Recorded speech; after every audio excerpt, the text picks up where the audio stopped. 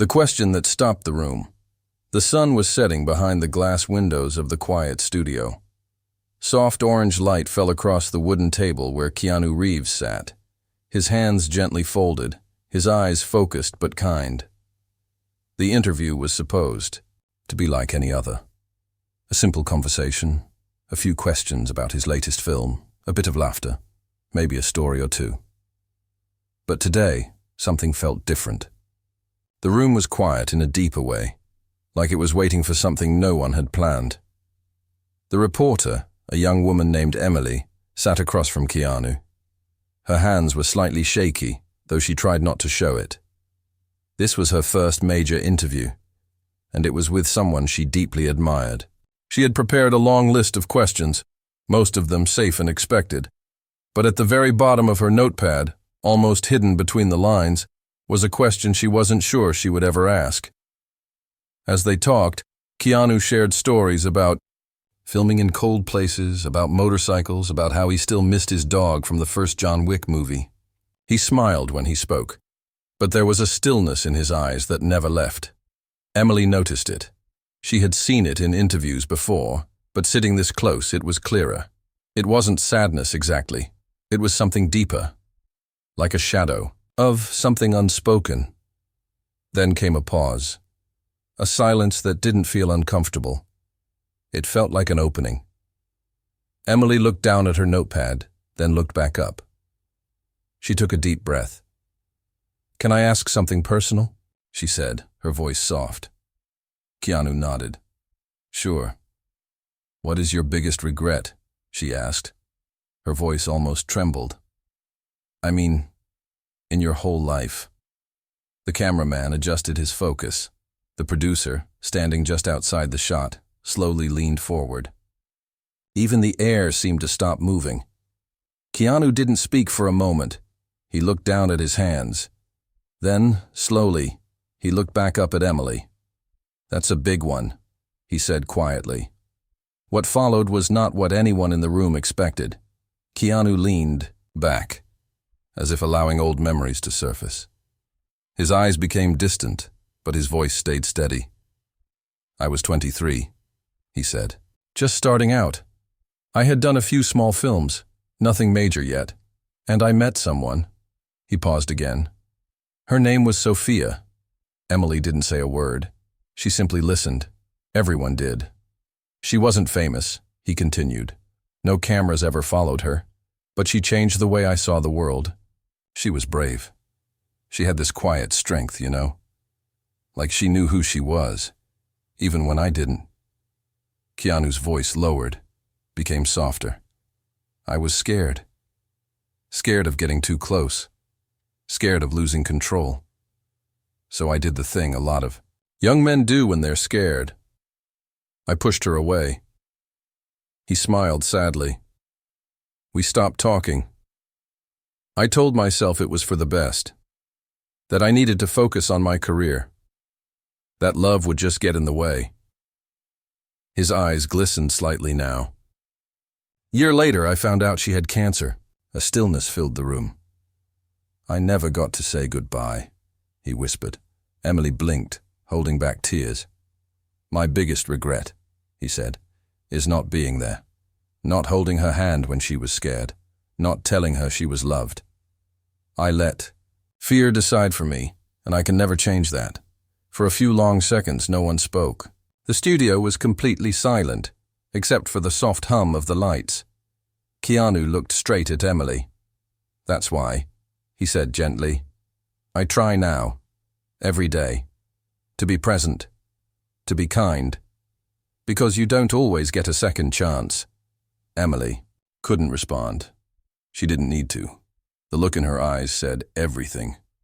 The producer wiped a tear and quietly gestured to keep the cameras rolling. Keanu took a breath and smiled again. Not the kind of smile for the camera, but a soft, real one, like a memory being honored. "Life isn't about getting everything right," he said. "It's about learning, forgiving, and holding on to the people who matter." Emily finally found her voice. "Thank you for sharing that," she said. Keanu nodded. The interview continued, But something had changed. Not just in the room, but in the way everyone would remember this day. The internet would soon explode with clips from that moment. People would comment things like, "I wasn't ready to cry today," or "This made me call someone I love." But in the studio, before all of that, something deeper had happened. A man spoke his truth, and it made everyone listening want to be better. The letter she never sent, the next morning, the video of Keanu's interview was everywhere. Clips of that moment, where he spoke about Sophia, were being shared across social media, news platforms, even classrooms. People wrote long posts about their own regrets, their own missed chances. Some said they called an old friend. Others said they cried with someone they hadn't opened up to in years. But Keanu, he didn't check the internet. He sat in his small kitchen, drinking coffee from a plain white mug, staring out the window at the quiet Los Angeles sky. The memory of Sophia wasn't just something he shared on camera. It was something that lived with him every day. After the interview, something shifted inside him. Something small, like the soft click of a door unlocking. He reached into a drawer near the table. It was full of old things. Not many. Keanu never liked to keep clutter. But the few items inside meant everything to him. A folded note from his sister. A drawing a young fan had given him years ago. And beneath those, wrapped in a thin band of string, was a letter. He stared at it for a moment before carefully untying it. The envelope was faded, soft at the edges. On the front, written in small, neat handwriting, were the words, "To Keanu. I hope you still like books." He opened it slowly, as if it might break in his hands. Inside was a single page. The ink had faded a little, but the words were still there. Each letter had a quiet grace. "Dear Keanu, I don't know if you'll ever read this. Maybe you've moved on. Maybe you're somewhere far away, doing amazing things. I hope you are. I just wanted to say something that I couldn't say before. When you left, I understood. I really did. I never hated you. I knew you were scared. I was too. I just hid it better. But you were kind, and funny, and good in ways I don't think you ever saw in yourself. You made me feel strong, even when I was falling apart. And if you ever feel like you made a mistake, please know this. I forgave you a long time ago. I never stopped caring. I just let go. Sophia." Keanu stared at the letter, his hand resting lightly on the paper. He remembered the day he got it. It came in the mail weeks after he heard about Sophia's death. He hadn't been ready to read it then. He tucked it away, not because he didn't care, but because the pain was too much. It sat in that drawer for years, waiting for a moment when he could face it. And now he had. His breath shook slightly. The weight of those words, "I forgave you," felt heavier than anything he had carried before. He thought about how many people lived with regret. How many letters were never sent. How many people were waiting for someone to come back, or at least to say something real. Keanu folded the letter back carefully, tied the string again, and placed it gently in the drawer. Then he picked up the phone. He dialed a number he hadn't called in a long time. It rang twice. "Hey," came the voice on the other end. It was a man, familiar, cautious. "Hey, Tom," Keanu said softly. Silence. "Keanu?" the voice replied, surprised. "Yeah, it's me. I was just thinking about you." A pause. "It's been years," Tom said. "You okay?" Keanu nodded, even though no one could see him. "I am. I've been thinking about the people I should have called sooner." Tom chuckled lightly, but there was emotion in it. "You picked a weird time, man." "Yeah," Keanu said, smiling faintly. "But maybe that's the right time." They talked for almost an hour, about old friends, about mistakes, about how time changes people, but some feelings stay the same. They didn't fix everything in that one call, but something opened, something real. When the call ended, Keanu felt lighter, and then came another idea. One he hadn't considered. Before, he opened his laptop, stared at the blank screen, and began to write. Not a script, not a letter, a message. For the people watching, for the ones who had regrets, for the ones who felt too late. He titled it simply, "What I've Learned." Dear you, if you're holding on to a regret, you're not alone. I held mine for years. It lived in the quiet moments. It followed me when I smiled. It stayed with me even when the world thought I was okay. But I've learned something. It's never too late to be kind. You can't go back and fix the past. But you can reach out. You can say something today that brings light to someone else. Even if you were scared before. Even if you made mistakes. I don't know you. But I believe in second chances. I believe in forgiveness. And I believe in people. Like you. Kindness is not weakness. And silence doesn't mean you don't care. Sometimes, it just takes time. Thank you for listening. Keanu. He posted it on his social media with no hashtags, no photo. Just the message. Within minutes, thousands began sharing it. People called it a lifeline, a whisper of hope. But for Keanu, it wasn't about attention. It was about finally saying something he had kept inside for far too long. Later that night, his phone buzzed again. A message from someone unexpected. It read, "I saw your post. I never told you, but your kindness helped me when I needed it most. Thank you." He didn't recognize the number, but he smiled anyway, because that was the point. A stranger in the crowd. 2 days later, Keanu stepped into a quiet bookstore tucked between two large buildings in downtown Los Angeles. He hadn't planned to come here. He was just walking, letting the city move around him, when he saw the shop's old wooden sign and the light coming from inside. It felt warm, almost like it was calling to him. The place smelled like old pages and fresh coffee. There were a few people browsing, but the room felt peaceful. He ran his fingers gently along, the spines of books letting the texture ground him. Sometimes, when the world outside felt too loud, places like this helped him breathe. An older man behind the counter looked up, surprised but calm. "Didn't expect to see you here," he said with a small smile. Keanu smiled back. "I didn't expect to be here either." "You're welcome," the man said simply, and returned to his work. Keanu wandered deeper into the shop. He wasn't looking for anything, but something about the quiet invited him to stay. As he turned into one of the aisles, he heard a soft voice behind him. "Excuse me." He turned. A young woman stood there, holding a worn copy of a poetry book. Her hands trembled slightly. She looked nervous, but her eyes were full of something more, something like hope. I'm sorry to bother you," she said quickly. I saw your post." Keanu tilted his head slightly. "You read it?" She nodded. "I don't usually follow celebrity accounts, but someone shared it, and I don't know why, but it felt like it was written for me." Keanu said nothing, just waited. Gently, patiently. The woman took a breath.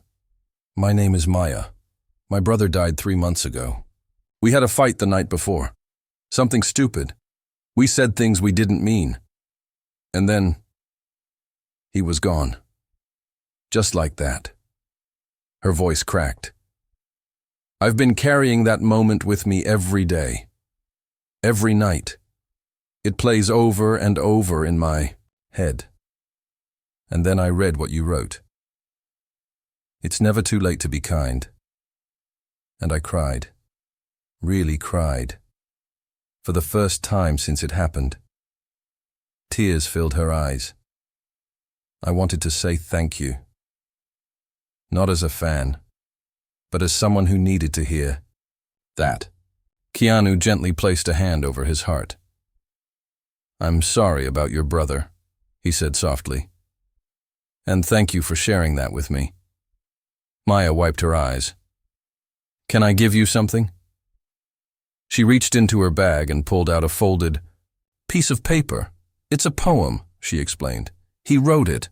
I found it in his room after he passed. I didn't know he even wrote poetry. I think he wanted to say sorry, too. Maybe this is how we both say it now. Keanu accepted the paper carefully, like it was made of something sacred. He read the poem slowly. The words were simple but honest, raw, filled with regret and longing, but also love. Love that didn't get the chance to be spoken. When he finished, he looked up. "Would you be okay if I shared this?" he asked. "Not for attention, just to help someone else." Maya nodded. He would have liked that. Keanu smiled. "Then I will." Later that night, he sat in his home, holding the poem in his hand. He read it again. Then, with Maya's permission, he posted a photo of the poem, handwritten, edges torn, along with a new message. We never know what someone is holding inside. Sometimes the people we love are just waiting for us to say one more kind thing. Thank you, Maya, for sharing your brother's words. Thank you for your courage. Maybe this helps someone else speak before it's too late. Keanu. The post spread like wildfire. Within hours, people were posting their own letters, poems, songs, things they never said, things they still wanted to say. It became a wave, not of noise, but of healing. A movement not based on anger or blame, but on softness, on second chances, on honesty. Keanu didn't know most of the people who commented, but he read as many as he could. One by one, quietly, like prayers. And then came a call from someone he hadn't spoken to in nearly 15 years. Her name was Lisa. She had once been part of Keanu's early life. Not a girlfriend, not quite family, but someone who mattered. Someone who had seen his struggles when he was still young and unsure of who he would become. "I saw your post," she said, "and I remembered something." "What's that?" Keanu asked. "When my father died," she said, "you came to the funeral. No one expected you to show up. We hadn't spoken in years. But you stood there quietly. You hugged my mom. You didn't say much, but you were there. And I never told you how much that meant to me."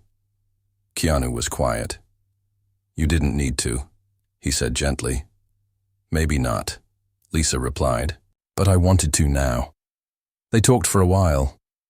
Not about the past, not too much, but about what they'd learned, how grief never leaves, but how kindness softens its shape. How sometimes just being present is more powerful than 1,000 words.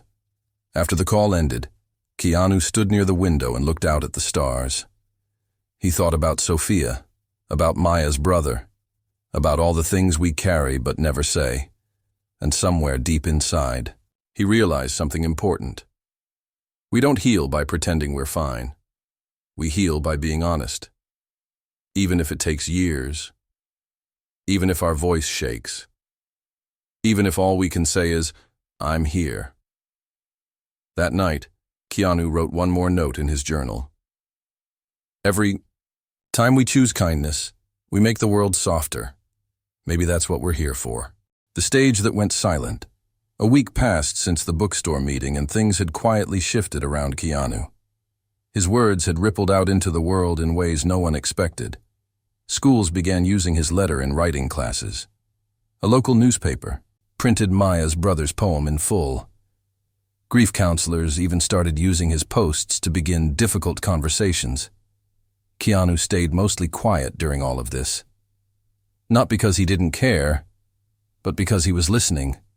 He was paying attention. He received hundreds of letters, handwritten ones, not requests for autographs or photos, real letters, pages filled with pain, with regret, with truth. Some from teenagers who had lost friends, some from parents who hadn't spoken to their children in years, some from strangers who said they were just tired. He read every one of them. Then one day, an invitation came. A small non-profit group called Hearts Unheard asked him if he would speak at their yearly event.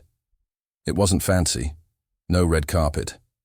Just a small theater where people shared stories of grief, hope, and healing. Keanu didn't hesitate. He said yes. The night of the event, he stood behind the curtain backstage. The room wasn't big, but it was full. Every seat taken. The stage had only one microphone, a wooden stool, and a small table with water. No spotlight. Just soft, warm light from above. As the host welcomed him, the applause came not loud and wild, but steady and full of respect. Keanu walked slowly to the microphone. He didn't carry notes. He just stood there, quiet for a moment, letting the silence settle. Then he spoke. "I want to talk about silence," he said gently. The room leaned in. Not the kind where you're just alone in your room or walking through a forest. I mean the kind of silence that comes when you're afraid to say what's in your heart. When something painful happens and you freeze. When you want to say, "I miss you" or "I'm sorry." But you don't. He paused. I've lived with that kind of silence. It's heavy. It changes how you see yourself. He glanced out at the faces in the crowd. Some were crying already. But what I've learned is this. Silence isn't the end. It's just the space before we speak. Before we decide to reach out. He told them about Sophia. Not the full story, just the heart of it. How fear stopped him from saying goodbye. How it took him years to forgive himself. How one simple letter, left unread for too long, helped him finally begin to heal. Sometimes, he said, forgiveness doesn't come from someone else. It comes from within. And sometimes, the kindest thing you can do is allow yourself to try again. Then he opened his jacket pocket and unfolded a piece of paper. It was Maya's brother's poem. He read it softly, slowly, his voice breaking, just a little at the last line. The room was completely silent. When he finished, he said, "He wrote this without knowing if anyone would ever read it. But now, hundreds of people have. And that matters." A woman near the front quietly stood and clapped. Others followed, not loud, but deep, like gratitude had taken a breath. As Keanu walked off stage, he didn't feel like a movie star. He felt like a man who had finally said the thing that needed to be said. After the event, in the hallway behind the stage, a boy approached him. Maybe 16 or 17, tall, but clearly nervous. "Sir," he said, "can I talk to you for a second?" Keanu nodded. "Of course." The boy reached into his coat pocket and pulled out a crumpled envelope. His hand was shaking. "I wrote this to my dad," he said. "He passed last year. We weren't talking." He looked down. "I never got to send it. I didn't know what to do with it. But then I saw your post. And I thought, maybe it would mean something to give it to someone." Keanu took the envelope with care. "Thank you," he said softly. "Would it be all right if I read it?" The boy nodded. Keanu opened it and read silently. The letter was messy, crossed out words, stains that looked like tears. But the meaning was clear. A son reaching out, even through pain, even through time. He looked up. "Your dad would be proud," Keanu said. The boy broke into tears and hugged him. A reporter, standing nearby, saw the whole moment but didn't take a photo, didn't record it. He just watched, eyes filled with quiet awe. Because this wasn't about headlines. This was about hearts. That night, back home, Keanu sat on his balcony. The city below buzzed as always, but he felt peaceful.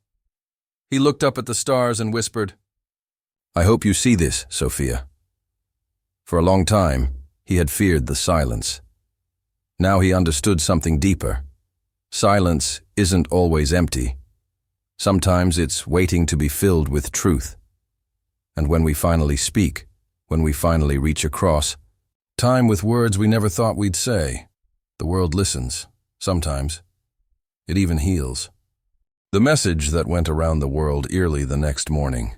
Keanu walked into his kitchen and found a pile of letters waiting by the door. He hadn't asked for them. People had simply found a way. Some were dropped off by hand. Others were mailed from faraway places. Places he had never been.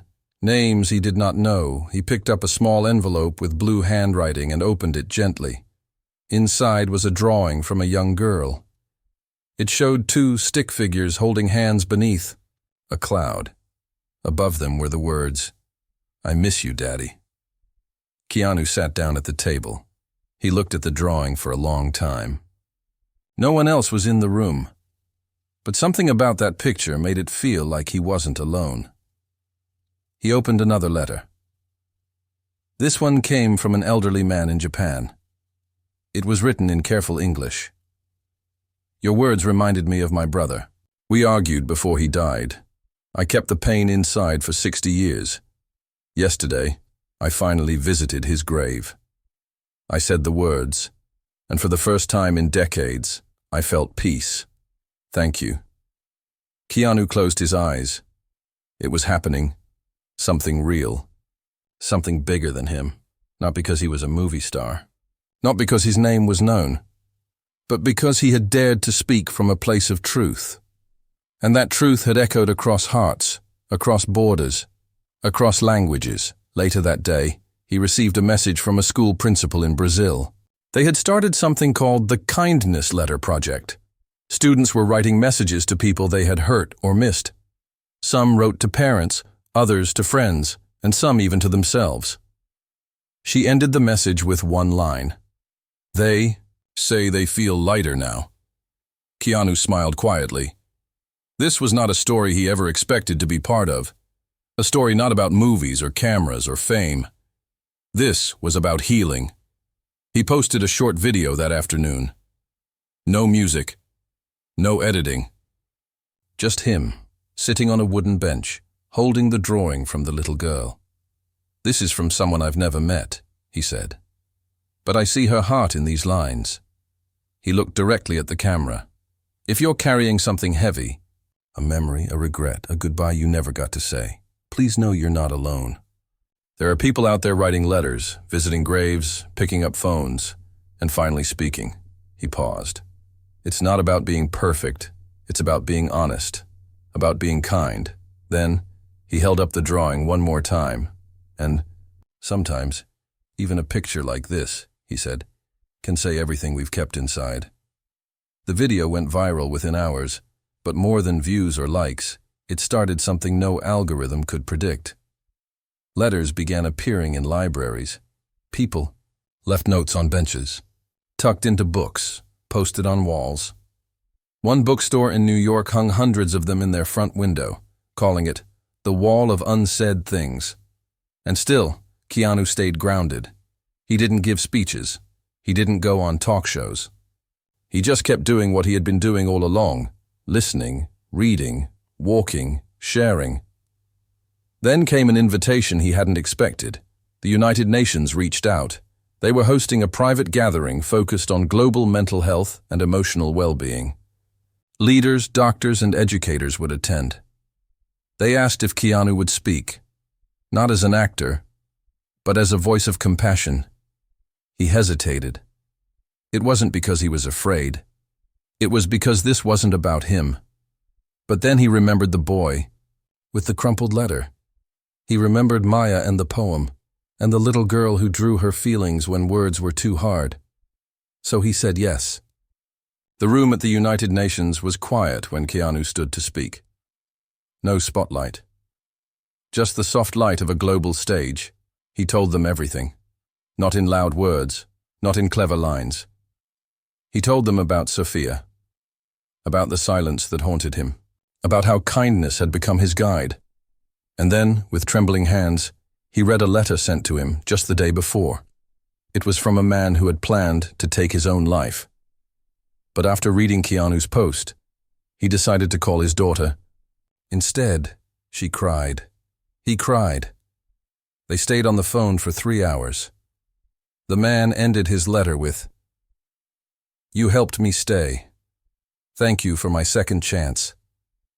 The room stood in silence, not out of respect for a famous person, but for the truth he had brought. When Keanu finished, he said only this: "We don't need to save the world. We just need to make it softer. One honest word, one kind action, one letter at a time." He stepped down quietly. No applause, just a room filled with people holding back tears. That night, back home, Keanu sat with a candle lit on his table. He took out the letter Sophia had written him. He unfolded it slowly. Read it once more. Then, with a steady hand, he wrote something on the back of the paper. Just one line. "I never stopped loving you." He didn't need to send it. He just needed to write it, and sometimes that's enough. The last letter. The world had moved quietly around Keanu since that night at the United Nations. Cities still hummed with traffic, people still went to work, films were still made, and life carried on as always. But somewhere, underneath the noise, something gentle had taken root. A movement without banners, a ripple of hearts opening, and for Keanu, that was enough. He didn't speak much in public after that. He chose silence over statements, presence over appearances. He kept receiving letters, thousands of them. And though he couldn't reply to everyone, he read as many as he could. Sometimes he would take a letter and place it in a wooden box on a shelf near his kitchen. He called it his box of truth. It held stories of pain, hope, and healing, from children, from elders, from strangers who had decided to speak instead of stay silent. But there was one letter he hadn't opened. It arrived 2 weeks ago. The envelope was old, like it had been written long ago and only now found its way to him. There was no return address, only one word on the front: forgiveness. He kept it by his bedside for days. He would pick it up, hold it, think about it. But he never opened it until tonight. The rain was gentle outside, the kind that made the world feel softer. Keanu sat by the window, wrapped in a light blanket, the letter in his hand. He took a breath and opened it. Inside was a single sheet of paper. The ink was faded, the handwriting familiar. As he read, his hands began to tremble. "Dear Keanu, you probably won't ever see this. And that's okay. But if somehow you do, I want you to know something. I wasn't angry when you walked away. I was scared too.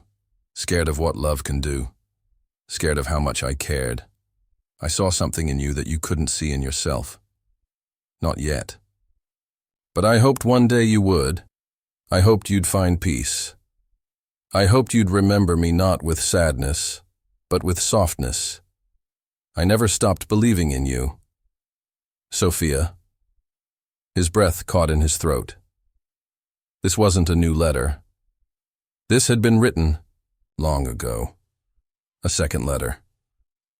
One he never knew existed. Maybe Sophia left it with a friend. Maybe it had been lost in the mail. Maybe it waited, like so many things do, for the right time to be found. Keanu pressed it to his chest, eyes closed. He didn't cry. He just breathed. Deeply. Softly. Gratefully. The next morning, he walked into the bookstore again. The same. One where he'd met Maya. The owner looked up and smiled. "You're becoming a regular." Keanu smiled back. "I think I like it here." He moved to the back, found a small notebook, and sat by the window, and he began to write. Not a script, not a post, not even a letter to anyone else. Just a message to himself. "I forgive you for being afraid, for taking so long to speak, for not knowing what to do with your pain. But I'm proud of you, too. You kept showing up. You kept your heart open. And that means something." He closed the notebook gently, left it on the shelf, and walked out into the morning light. He didn't need to be known for his roles. He didn't need more awards or headlines. What mattered now was this, that somewhere out there, someone might find that notebook. Someone who needed those words. And maybe, just maybe, they'd feel less alone. Years later, the bookstore would still be there. And inside, next to the poetry section, would be a small wooden sign that read, "The Wall of Kindness. Write what you wish you'd said." Beneath it, letters hung on strings like quiet prayers, some written by children, some by strangers, some with tears on the paper. And one of them, framed quietly in the center, would read, "I never stopped loving you. As for Keanu, he never stopped walking, never stopped listening, never stopped believing that a single kind word could change a life." Because in the end, the biggest roles we play are not the ones on screen. They are the ones we play in each other's lives. Quietly, honestly, gently, and they matter more than we ever know.